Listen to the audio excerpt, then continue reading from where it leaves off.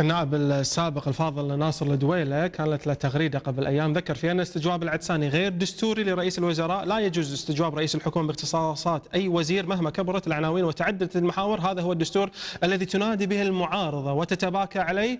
اليوم كل الهجوم على جابر المبارك هجوم يدوره أبناء الأسرة للأسف، وكل المعارضين له موالين لغيره، ونادر الرجل الشريف هذه الأيام. تعليقك؟ غير دستوري، مدفوع الاستجواب مدفوع من قبل بعض أبناء الأسرة. أقول كل من شيخ نفسه، ما يديرني شيخ.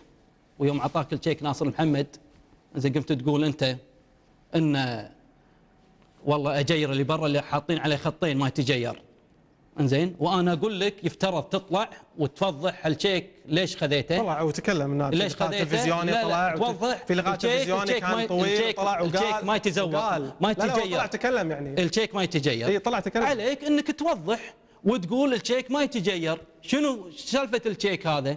انزين،